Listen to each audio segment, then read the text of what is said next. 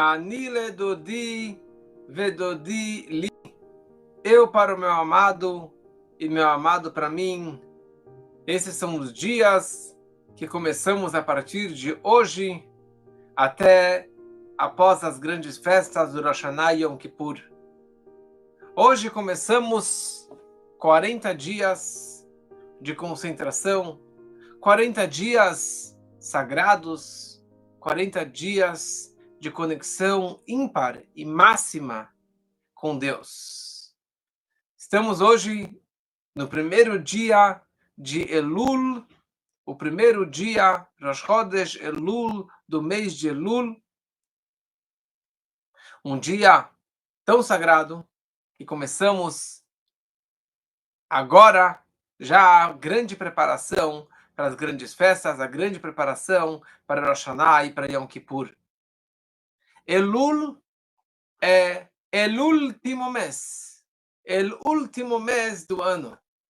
É o último mês do ano judaico. E nesse dia, Moshe Rabbeinu subiu no Monte Sinai pela terceira vez para pedir o perdão pelo bezerro de ouro. Ele subiu pela terceira vez por 40 dias e ele desce no 40º dia, que era o Yom Kippur. E por isso que Yom Kippur virou o dia do perdão, porque o fato que ele desceu com as segundas tábuas nas mãos, isso representou o perdão do povo de Israel, isso representou a grande salvação e o perdão de Deus. O Alter Rebbe, o primeiro Rebbe do Chabad, que acabamos há pouco o estudo do Tânia, no seu outro livro, que é o Likutei Torá, que vai ser o nosso novo curso após as grandes festas, que vai ser um estudo da mística da Torá, com as explicações do Alter Rebbe, que é um livro incrível, que eu também acabei há pouco o estudo desse livro todo. Nesse livro ele traz um exemplo, uma parábola, que ficou muito, muito famoso, e quando que as pessoas costumam dizer que Hamelech Bassadeh, que o rei se encontra no campo, que neste mês de Elul o rei se encontra no campo, Deus está no campo de uma forma revelada. Isso foi inventado, foi patenteado pelo Alter Rebbe. E a ideia toda disso é que durante todo esse mês de Elul, Deus ele sai do palácio, ele está no campo, acessível para todo e todas que quiserem se aproximar dele, pedir perdão, fazer uma amizade, ficar próximo do rei, para que quando ele voltar para o palácio, ele possa já ser brother, já ser querido pelo rei e já ter um acesso direto até o aposento real. E essa que é a grandeza deste mês de Elul, que é o mês da Tshuvá, é o mês do retorno, é o mês da aproximação da pessoa com Deus. Então, nada mais justo para vermos agora mais uma unidade, mais um assunto da nossa sequência de aulas de Halachá, de leis judaicas, de como trabalhar o nosso caráter, o nosso comportamento. Então, calhou exatamente que a aula de hoje vai ser sobre tchuvá, sobre o retorno, sobre arrependimento e assim por diante. Techuvá, tchuvá. O que significa tchuvá? Normalmente, as pessoas traduzem techuvá como arrependimento. E essa tradução está errada. Não é uma tradução correta e não é o significado verdadeiro que a Torá, que o judaísmo nos ensina sobre techuvá. A tradução literal de tchuvá significa lashuv, retornar, voltar. Você está na estrada na direção errada, você pega o primeiro retorno para você ir na direção correta. Qual a diferença entre arrependimento e retorno? Quando a gente fala arrependimento, significa que eu fiz muitos erros e eu vou consertar os meus erros para que eu possa começar desde o começo, para que eu possa começar fresquinho, uma nova contagem. Quando eu falo retorno, não significa que eu vou começar do zero. Não significa que eu vou agora consertar e mudar e fazer algo totalmente transformador. Retorno significa eu estou só voltando àquele que eu sempre fui. Eu estou retornando ao caminho correto. Eu estava na estrada em direção sul, eu precisava ir ao norte, agora eu fiz o retorno e eu estou indo ao norte, que esse era o local, o meu destino final. Quando a pessoa ela faz chuva, isso demonstra que naturalmente eu sou uma pessoa do bem e eu tenho uma ligação máxima com Deus. Eu transgredi, eu pequei, eu fui no mau caminho, peguei más estradas, direção errada. Agora eu só estou virando as costas. Eu só estou retornando e indo para o bom caminho para me aproximar mais de Hashem. A chuva é tão importante pelo judaísmo, o retorno, eu não vou falar arrependimento, e sim o retorno é tão importante porque está escrito que En Israel Nigalim Ela Betshuvah, que o povo de Israel vai ser salvo, vai ser redimido, vai vir a redenção graças a Tchuvah, graças ao retorno. Quer dizer, no momento que a Torá promete que no momento que os judeus fizerem Tchuvah, Mashiach, a redenção vai chegar. Olha só a importância e o poder da nossa Tchuvah, do nosso retorno. E, aliás, fazer Tchuvah é uma das 613 mitzvot da Torá. De tão importante, da mesma forma que temos a importância de colocar o tefilim, de fazer o Shabat, fazer o kasher e assim todos os preceitos judaicos, nós temos a obrigação, o preceito da Torá de fazermos tshuva. E, na verdade, a linguagem que a Torá usa é fazer um vidui, fazer uma confissão. Veidvadu et chatatam asher asu, eles vão confessar e se arrepender dos pecados que eles fizeram perante Deus e vão decidir de nunca mais se rebelar contra Deus. Então agora, hoje, estamos começando um grande desafio. Um desafio de 40 dias, um trabalho de 40 dias, um esforço de corpo e alma que durará 40 dias. Os 30 dias de Elul, mais os 10 dias de Rosh Hashanah até Yom Kippur. São 40 dias de Teshuvah, 40 dias de retorno. E são os 40 dias que precisamos fortalecer em 4 pontos. Taf, taf, taf. Ou TTT. Teshuvah, Torá e Tfilah. Nós precisamos agora trabalhar com o nosso retorno, com o nosso estudo da Torá e com a nossa reza. Também precisamos fortalecer a nossa tzedakah durante esse mês. Verificar o tefilim, verificar a mezuzot e assim por diante, como já falamos nas últimas aulas sobre o tefilim, sobre a mezuzá e sobre a reza. Mas o foco principal da aula de hoje é falar sobre a teshuvah, sobre o nosso retorno. A nossa conexão com Hashem é como uma corda grossa, como se fosse aquelas cordas de barcos, de navios, que tem lá muitas cordinhas, muitos fiozinhos que montam aquela corda grossa. A nossa corda de conexão com Deus é uma corda trançada de 613 cordinhas, que cada mitzvah representa uma dessas cordinhas. No momento que a pessoa ela peca, ela transgride alguma proibição da Torá, ou deixa de cumprir algum dos preceitos, ele está estourando uma corda, mais uma corda, mais uma corda, mais uma corda. Só que a corda total nunca é estourada, nunca é cortada. A nossa conexão com Deus é eterna. Não existe uma situação que a pessoa ela vai se desprender totalmente, se desconectar de Deus.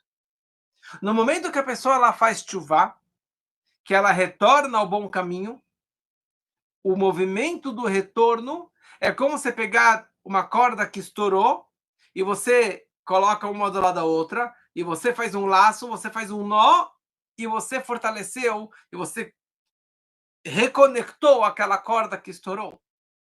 E todos sabem, qualquer criança sabe, que na hora que você pega uma corda e você dá um nó, o que aconteceu? A corda ficou mais forte e ela ficou mais grossa, porque agora o espaço do nó ficou mais grossa. No momento que a pessoa ela faz chuva, ela retorna ao Criador e ela se arrepende daquilo que ela fez de errado.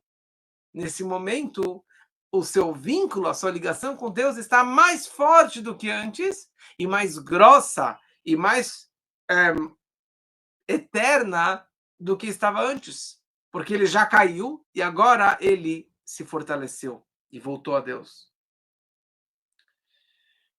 Então, Tchuvá, pelo judaísmo, representa e nos leva sempre esse movimento de aprimoramento. Esse movimento de que se você caiu, você sempre pode se reerguer. Não existe uma situação que a pessoa fala, eu pequei, já era, acabou, Deus não me ama mais, eu não tenho mais como voltar para o bom caminho. A pessoa, ela pode estar na pior situação, mas there's always a way back. Sempre tem um retorno, ele sempre será muito bem-vindo por Deus.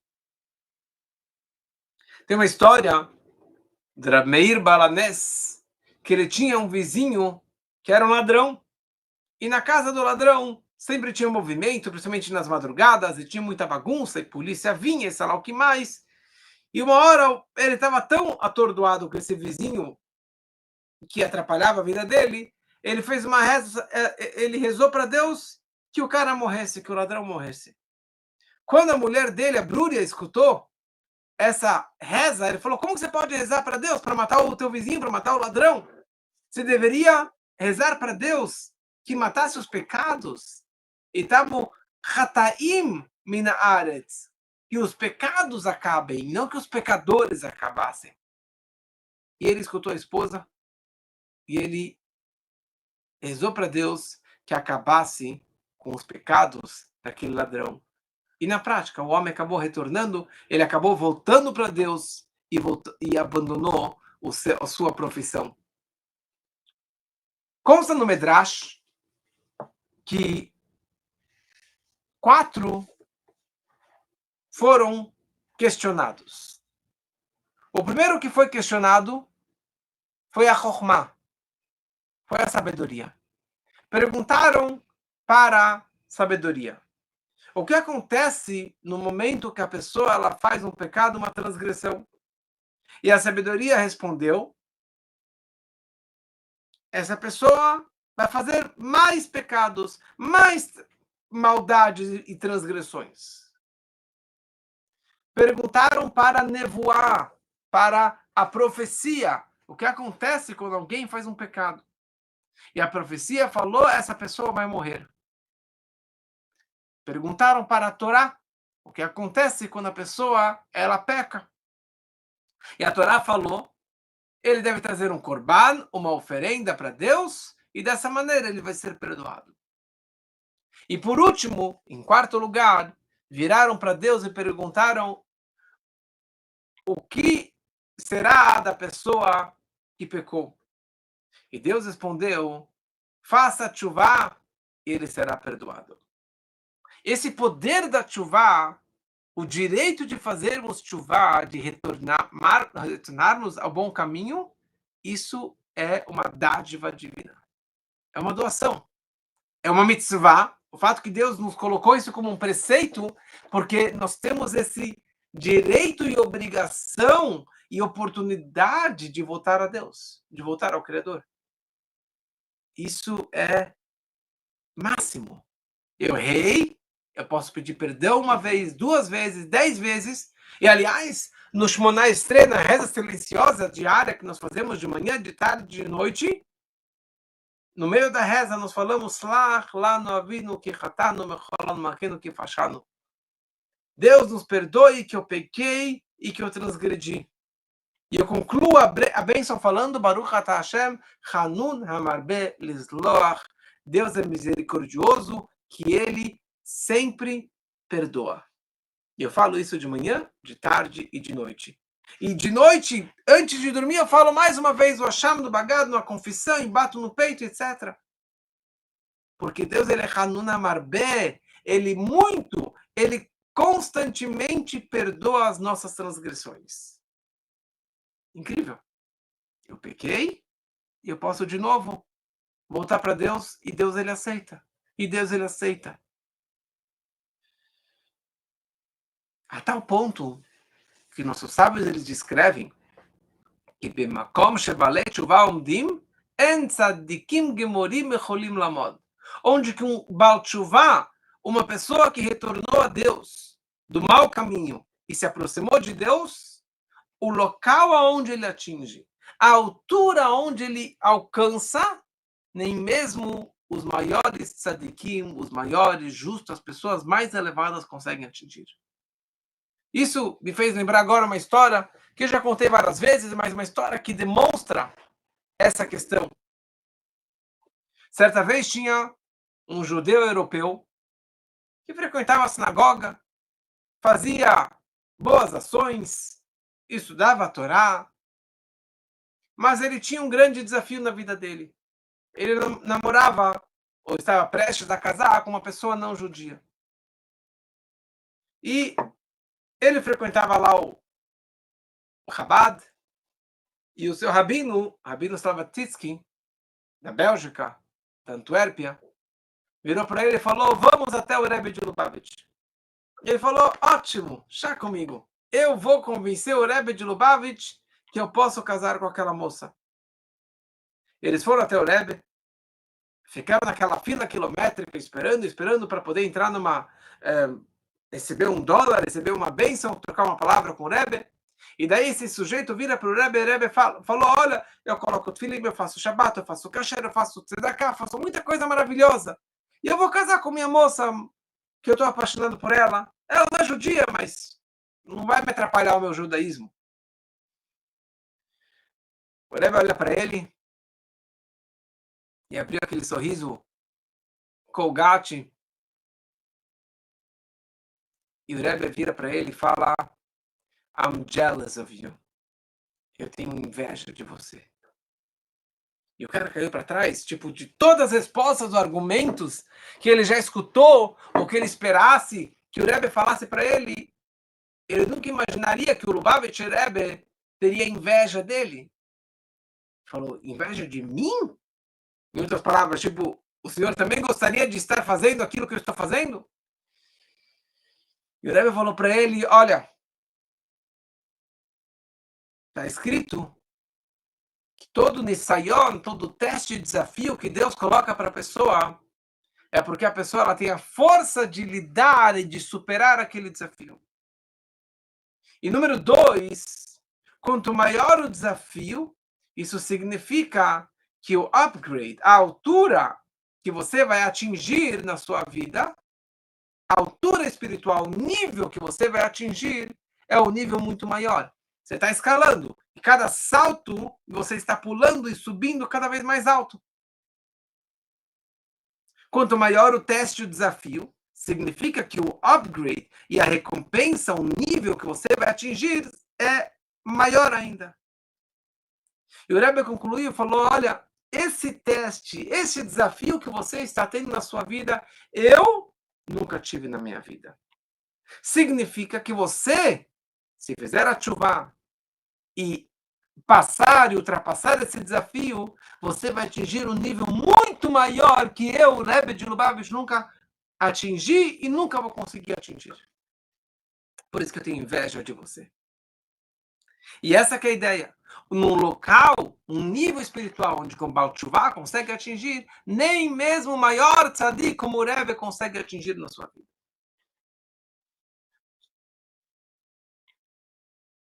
E aqui nós temos o que se chama confissão. O mundo católico copiou, como várias coisas, sem pagar os direitos autorais, copiou do judaísmo. Tem a confissão, tem o perdão, mas o sistema não judaico é totalmente diferente. Porque aqui não tem ninguém, nenhum ser humano que tem que fazer essa confissão. Não tenho que ir para alguém e confessar os meus pecados. O que significa vidui, a confissão? Primeira coisa, o vidui é após a decisão mental do arrependimento. Porque se a pessoa ela confessou, falou, expressou aquilo que ele pecou, aquilo que ele fez de errado, mas ele não se arrependeu de coração, ele não retornou para Deus de coração, então aquilo que ele falou, que ele bateu no peito, é em vão, porque o problema continua lá. Ele não se arrependeu de verdade, ele não está voltando para o caminho correto. É como alguém entrar na mikve, no banho de imersão para purificação, ele está segurando lá um verme, algum inseto, alguma coisa que faz aquela pessoa ficar impura. Então, você está sendo hipócrita, você está falando que você se arrependeu, mas você não se arrependeu. O que significa tshuva? Tshuva tem 3 pontos e 3 etapas. Porque tshuva é muito mais do que o sentimento, desculpa, desculpa. Tem 3 passos para a pessoa fazer uma verdadeira tshuva. O primeiro passo é o vidui, é a confissão. A pessoa fala, eu pequei e eu fiz isso, isso e isso. Ele tem que saber o que ele fez e balbuciar, expressar aquilo que ele fez de errado. Entre você e Deus. Não precisa falar para nenhum ser humano. Número 2, haratá, o arrependimento. Quer dizer, você tem que estar arrependido, você tem que sentir mal,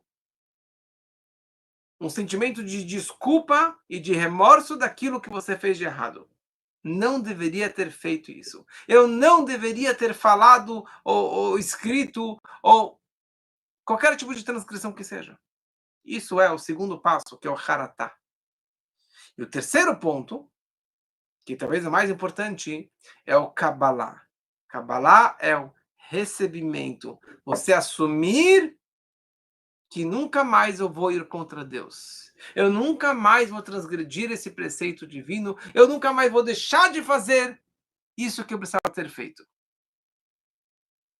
Porque a pessoa ela pode falar desculpa, sabe? Eu sei que está errado, mas ele continua fazendo errado. A verdadeira prova que a pessoa se arrependeu de verdade, que ela fez uma tshuva plena, é quando que ele estiver novamente na mesma situação que ele pecou no passado, e dessa vez ele vai superar e não vai tropeçar e não vai acabar pecando novamente. Essa é a prova que você está sob controle do lado positivo. Se a pessoa ela consegue se controlar de não fazer aquilo que ele faria, isso é a prova que ele decidiu e ele está decidido e nunca mais vai pecar. Então, a tshuva nos mantém conectados com Deus o tempo todo. Mas não adianta falar só desculpa, para Deus se você machucou alguém, se você maltratou alguém, se você xingou alguém, causou algum tipo de prejuízo para alguém, você tem que falar para esse alguém desculpa. E se essa pessoa já faleceu, você tem que ir no cemitério, na lápide dele, pedir desculpa por aquilo que você fez de errado contra ele. Quando você se arrepende e quando você faz o vidui, a confissão, você tem que falar claramente qual foi o pecado que você fez de errado. Não adianta falar para alguém que você maltratou, ah, desculpa, mas desculpa por quê? Não, aquilo lá que você lembra. Não, não me lembro. Você tem que falar exatamente o que você fez de errado para você expiar o teu pecado, para você realmente zerar as tuas contas.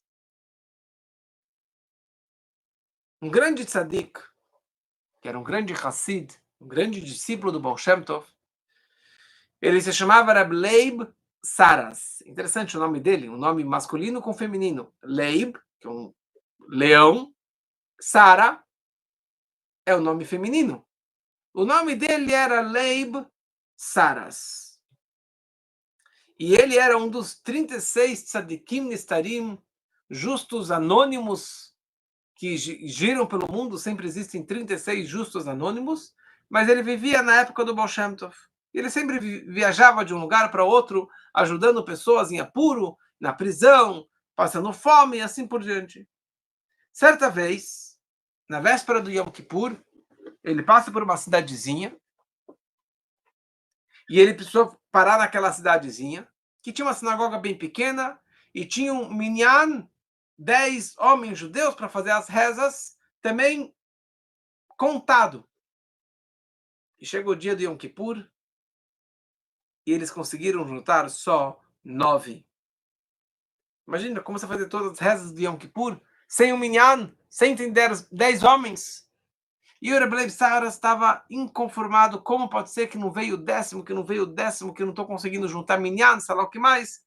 E ele perguntou pro rabino local, falou, mas que história é essa? Será que não tem mais um judeu? Falou, não tem, não tem, não tem, não tem, não tem. Falou, mas deve ter mais algum judeu aqui por perto. E falaram para o rabino, para o Leib Saras, falou, olha, na verdade tem um judeu, mas um judeu revoltado, herege, um judeu apicoires, que ele é o conde local, um ricão, casado com uma moça não judia, uma família inteira não judia, e ele há décadas, mais de 50 anos, quando aparece na sinagoga, e esquece porque ele não se considera judeu, e ele não vai vir aqui nem a pau.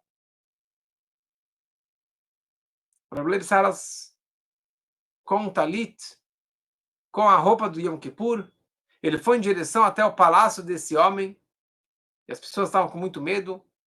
Ele foi até lá, ou ele mandou um mensageiro para chamar esse conde, e o cara acabou vindo.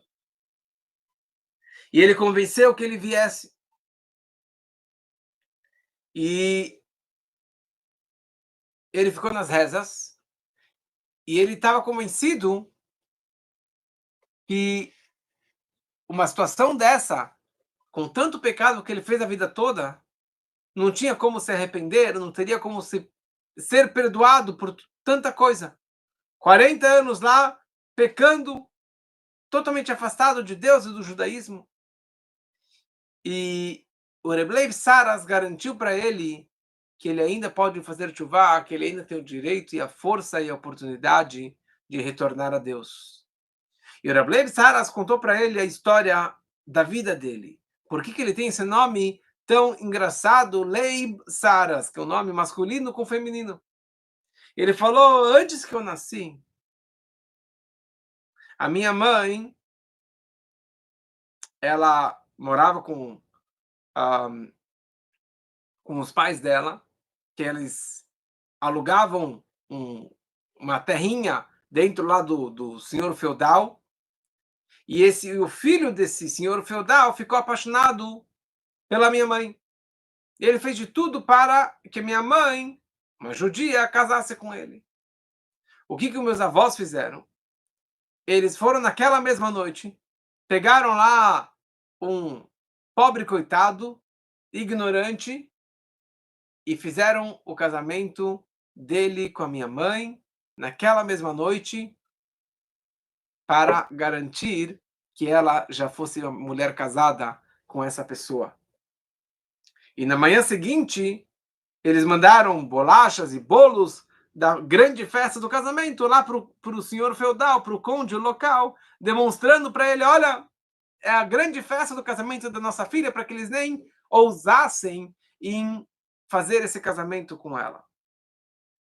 E como demonstrando, demonstrando essa força e esse Messirut Nefesh, esse auto-sacrifício. E por isso que, e daí nasceu eu, desse casamento. E por isso que o nome dele era Leib Saras, o filho da Sara, quer dizer, o grande mérito, para nunca esquecer o nome e o mérito da mãe dele. E dessa maneira, ele estava contando para esse conde judeu local que o grande desafio que a minha mãe passou, mas você não conseguiu se arrepender. Mas hoje, no Yom Kippur, você pode se arrepender daquilo que você fez de errado a vida toda. E durante todo o Yom Kippur, ele chorou e chorou e chorou na sinagoga, pedindo para que Deus perdoasse ele. E no momento da Neilá, que os portões celestiais estão abertos, que é o finalzinho do Yom Kippur, na hora que tem o toque do shofar, abriu a arca sagrada e ele gritou: Shema Israel, Adonai Eloheinu, Adonai Echad. E naquele momento ele falou: Hashem, Hua Elohim, Deus é o nosso Deus, Deus é o nosso Deus, 7 vezes. E naquela hora a alma dele partiu e ele acabou falecendo. E isso foi o sinal, a forma que ele realmente foi perdoado no grande dia do perdão, no dia do Yom Kippur. E o próprio Leib Saras fez o Kadesh por ele naquele dia e sempre no dia do Yortzeit, do seu falecimento, ele fez o Kadesh por ele. Esse que é o poder da chuva, o poder do arrependimento. Mas você fala, mas eu já sou religioso, já faço muita coisa certa e não faço pecados, não transgrido quase nada. O que significa chuva para mim? O que significa esses dias agora de arrependimento, de retorno a Deus? A maior chuva, o maior retorno e arrependimento é algo muito profundo, muito interno. E a chuva mais difícil é trabalhar com o nosso caráter. Trabalhar com a minha raiva, com a minha inveja, com a minha fúria, com a minha braveza, com as minhas brigas, o maltrato que eu faço com os outros. Isso é o mais difícil. E essa é uma chuva que só eu posso fazer. Trabalhar com as minhas midot, com as minhas emoções, com os meus atributos emocionais, isso que é o mais importante. É o mais profundo, é o mais difícil e é o mais importante. Pessoas que têm um bom costume de sempre pedir perdão são pessoas mais tranquilas.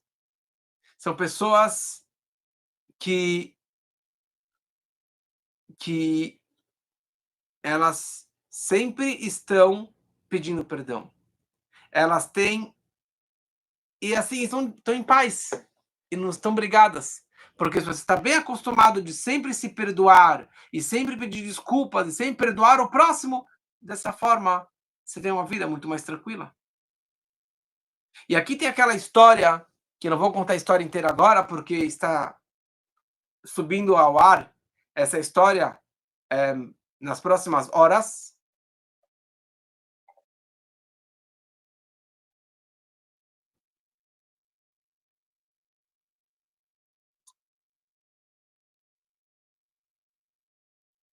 A história das reencarnações de uma alma até terminar a sua missão.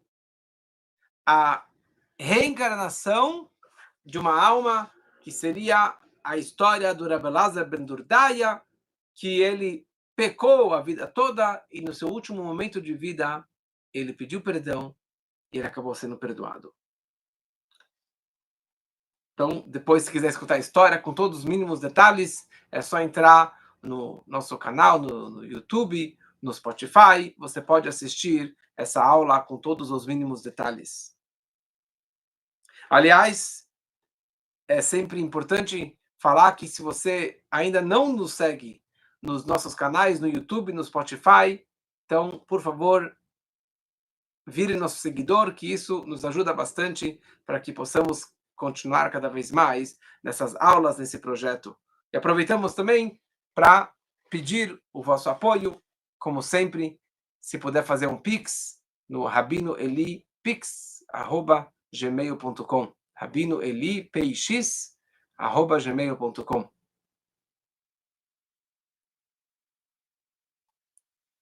Na nossa vida, tem várias situações que você quer uma segunda chance.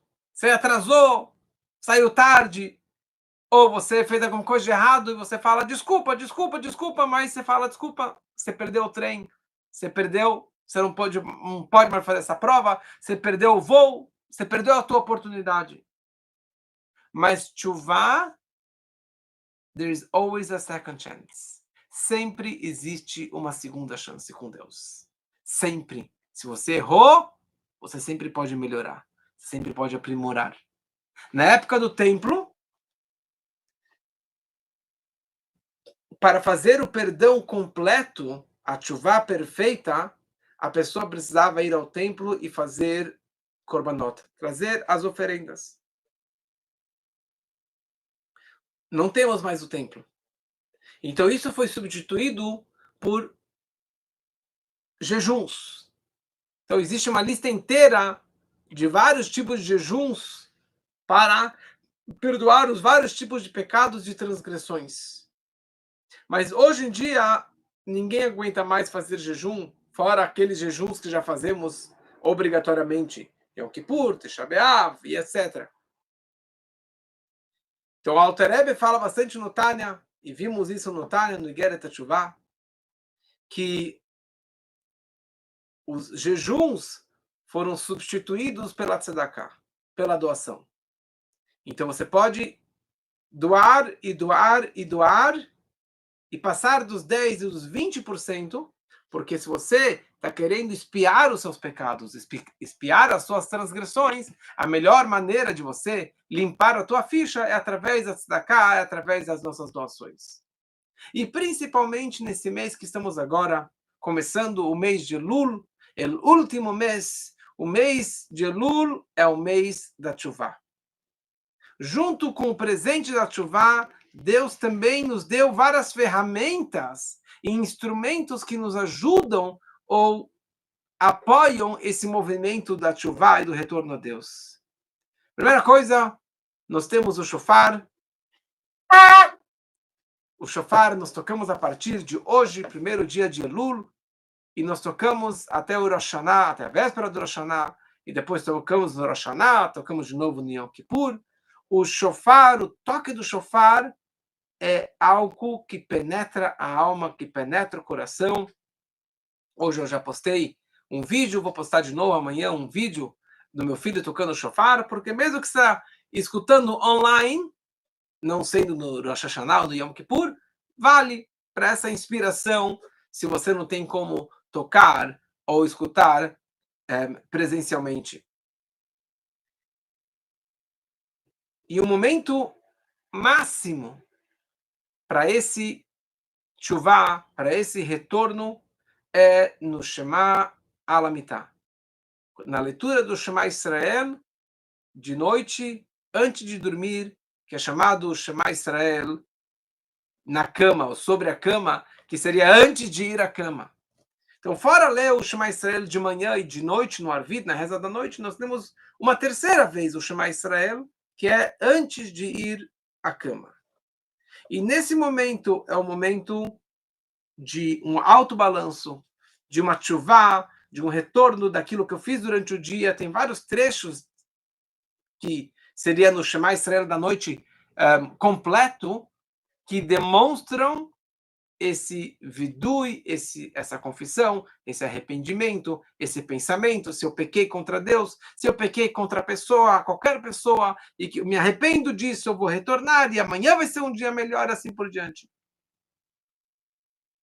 Então, nesse trecho, por exemplo, que a gente fala, Yoshev Beseter Elyon, eu peço a Deus que me proteja de qualquer coisa negativa, que me proteja de qualquer coisa que possa me atrapalhar, que eu fiz errado durante o meu dia.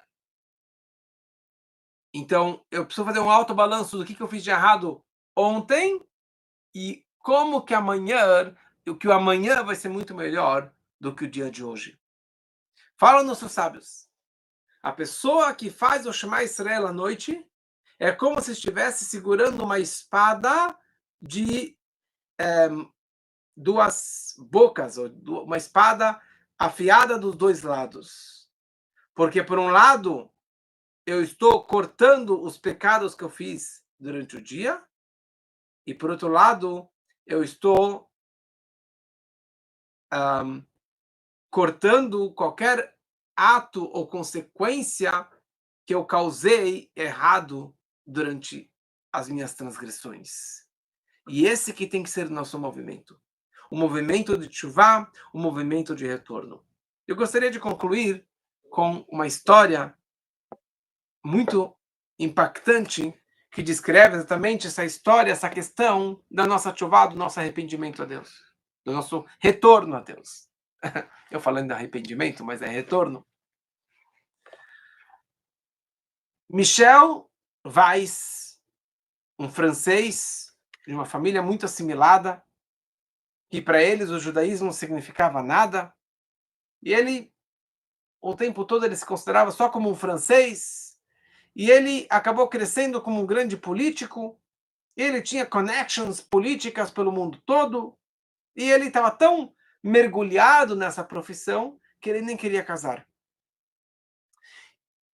Uma vez, ele acabou indo para Nova York pelo seu trabalho, e ele estava andando pelas ruas de Manhattan, e ele escutou uma música muito forte, uma clarinete, e ele se aproximou da música, e ele viu que tinha lá um tank, tinha lá uma caminhonete com alto-falantes em cima, com uma música muito forte, com palavras que ele não entendia, e tinha alguns rapazes judeus, Chabad, com barba, com os fios para fora, com o tzitzit para fora, e eles estavam eles estavam se direcionando a qualquer pessoa que passava pela rua, conversando com todos. E ele ficou olhando, ficou, quem é esse pessoal? Quem que eles são? Que significa tudo isso? Eles estavam como se chama, um mitzvah tank, um tanque de mitzvot, que é um caminhão que vai pelas ruas, pelo Brasil todo, pelo mundo todo, girando para ajudar as pessoas a se aproximarem de Deus. E daí alguém vira para ele, para o Michel, e fala: Jewish? Are you Jewish? Você é judeu? Ele falou: talvez sim, não sei, eu sou francês, mas sabe, talvez eu seja judeu, mas is your mother Jewish? Sua mãe é judia? E ele falou: sim, minha mãe era judia. Então, Mazal Tov, bem-vindo ao grupo, você é judeu, vem aqui colocar o tefilim. Falou: o quê? Ele nunca viu um tefilim na vida, não entendia o que significava isso. Ele falou: o que é isso? Isso aqui é religião? E o jovem virou para ele e falou: não, isso não é religião, isso é judaísmo. Porque judaísmo não é religião, religião é de se religar, e judaísmo é de você retornar aquilo que você sempre foi. E daí ele falou: besteira, forget about it. Não quero. Ele continuou andando. E esse jovem que estava lá falando com ele, bem, bem esperto, ele jogou uma frase que deixou ele curioso, e ele começou a conversar com ele, trocaram palavras, porque ele gostava de pessoas importantes. E ele falou: olha, eu vim para cá, para os Estados Unidos, para Nova York, para encontrar com alguns políticos importantes. E naquela hora, o rosto daquele rapaz brilhou. Ele falou: política? Por que você não falou até agora? Você quer me encontrar com políticos? Você tem que encontrar um grande político. E se chama o Rebbe de Lubavitch. O Rebbe de Lubavitch, todos os políticos vão ao seu encontro. E eles vão lá, muitos políticos, todos os domingos vão lá se encontrar com ele. Falou: Lubavitch? Rebbe? Eu nunca ouvi falar desse político. Todos os políticos, imagina, nunca ouvi falar isso. Tem certeza? Falou sim. E ele ficou interessado e ele convenceu ele que no próximo domingo ele iria buscá-lo no hotel e levá-lo até o Brooklyn, até o 770. No próximo domingo, toca o interfone lá do seu quarto do hotel e estava lá o jovem do Chabad esperando ele lá embaixo, e ele falou que loucura, nem tinha esquecido, nem imaginava que o rapaz iria ser sério nesse ponto. Ele desceu, entraram no táxi, foram até o 770, esperaram naquela fila quilométrica para se aproximar até o Rebbe, e quando ele chega na frente do Rebbe,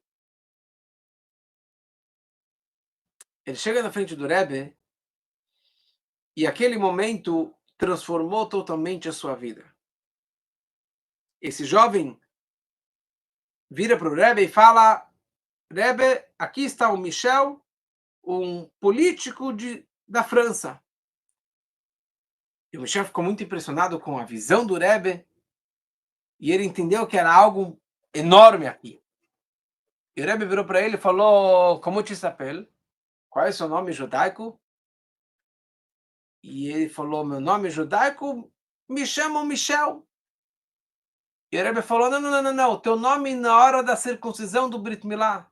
Falou: é, minha família chama Weiss. Falou: Não. Vá, ligue para a França e pergunta para tua mãe qual é o seu nome judaico. E volta para mim.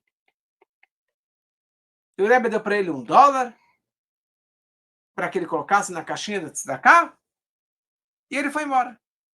E ele ficou assim, demorou um tempão para ele diluir essa história toda, digerir essa história. E ele estava muito confuso. Ele nunca encontrou alguém tão assim brilhante como o Rebbe. E ele vira para o jovem e ele falou: Foi muito impressionante, mas cadê todos os políticos que você me prometeu que eu iria me encontrar? Daí o jovem falou para ele: Aqui vão atrás do nome judaico. Você não tem como começar connections sem se ter essa identidade judaica. Ele voltou para o hotel, ele ligou para a mãe dele e falou: Mamãe, qual é o meu nome judaico? E ela falou: Você está louco? Onde você está? Está tudo em ordem? Alguém morreu? Aconteceu alguma coisa? Ele falou: Está tudo em ordem, mamãe. Só eu encontrei aqui uma pessoa importante e eu preciso de meu nome judaico. A mãe, que não era nada religiosa, falou: Liga para minha irmã, a tua tia, que é a mais religiosa da família, porque ela faz o jejum em Yom Kippur. Talvez ela saiba seu nome judaico do Brit Milá. Tá bom? Ele ligou para a tia, já tinha a informação que ele precisava, o nome judaico, e na manhã seguinte ele volta para o 770, para a sinagoga do Rebbe, ele se encontra com aquele rapaz, e eles combinaram de esperar na frente da sala do Rebbe, quando que o Rebbe iria sair para a reza de Minchá, 3h15. É o horário que o Rebbe iria sair para fazer a reza da tarde. Esperando lá, depois de um tempo, o Rebbe sai do quarto, e ele se aproxima do Rebbe, ele fala: Rebbe, o meu nome é Menachem Mendel. O meu nome é Menachem Mendel, que é o nome do Rebbe. E o Rebbe abriu um grande sorriso e falou: Menachem Mendel, seja um bom judeu e guarde, observa o Shulchan Aruch, o Código de Leis, as leis judaicas. E o Rebbe continuou e foi até a pequena sinagoga e foi rezar Minchá. E o Michel, ele contou que naquele momento ele se transformou numa nova pessoa. Ele fez uma tshuvá incrível. Porque até aquele momento, disse ele, eu estava preocupado comigo mesmo, com a minha carreira, e era tudo porque eu vivia, era só para essa carreira. Mas naquele momento que ele me falou essas palavras, eu comecei a pensar como que eu posso ajudar os meus irmãos, como que eu posso ajudar o povo judeu, como que eu posso transformar o mundo e melhorar este mundo num lugar melhor. E ele deixou de lado a política, começou a pensar em outras coisas, e ele se transformou em outra pessoa. E lá na França, ele começou a ajudar muitos judeus, e se aproximou do Chabad, e ele virou endereço para ajudar toda qualquer pessoa que tivesse em apuros. E,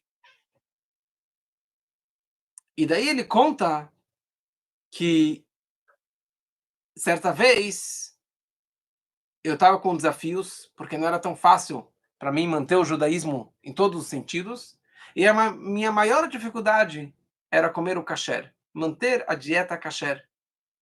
E assim, com dificuldades para cá e para lá, eu estava tentando comer, não comendo, e uma vez eu estava num restaurante, não kasher, de frutos do mar, obviamente que não é kasher, eu estava com um sócio não judeu, e a gente estava lá, o garçom já estava chegando com a bandeja lá com os frutos do mar, e naquele momento meu sócio, meu colega, ele fala, olha só, talvez você consiga me ajudar, você é judeu, né?